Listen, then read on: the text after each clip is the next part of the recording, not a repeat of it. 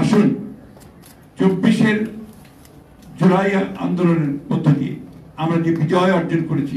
আসুন সাহেব বলেছেন আমরা সবাই মিলে সেই বিজয়টাকে সুসংহত করি।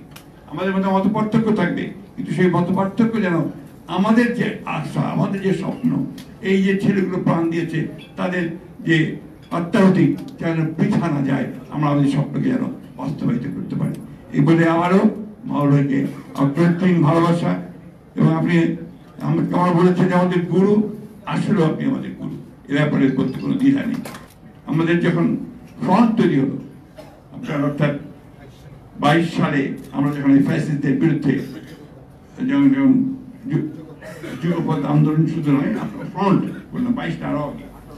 18তে ফ্রন্ট করলাম, যেখানে আমরা নির্বাচনে অংশ নিলাম। তারপরে আপনার 18তে সেই সময় কিন্তু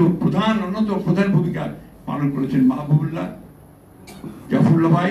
এরাই কিন্তু মাহবুবুল্লাহ প্রধান ভূমিকাগুলো পালন করেছে। অর্থাৎ এই দেশকে একটা গণতান্ত্রিক রাষ্ট্রে পরিণত করা, এই দেশকে একটা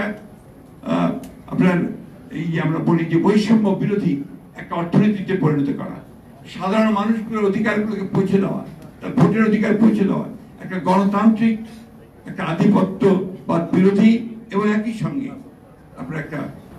সামনের দিকে এগিয়ে যাওয়ার একটা জাতিতে পরিণত করার ক্ষেত্রে মাহবুবুল্লাহ যে অনবদ্য ভূমিকা রেখেছেন, সামনের সারির ভূমিকা রেখেছেন, এটা কখনো অস্বীকার করবার কোনো উপায় থাকবে না। তার বইগুলোর মধ্যে যদি আমি সবগুলো পড়ার সুযোগ পাইনি, এখনো পাইনি, বইগুলো যতগুলো পড়েছি সবটাই দেখেছি যে ওই একই সুর বেজে উঠেছে যে বাংলাদেশকে আমরা সত্যিকার অর্থে একটা গণতান্ত্রিক একটা আপনার এই বৈষম্য বিরোধী এবং মানুষের স্বাধীনতা, বাংলাদেশের স্বাধীন বাংলাদেশের আমরা একটা চিত্র দেখতে চাই, সেটাই হওয়া।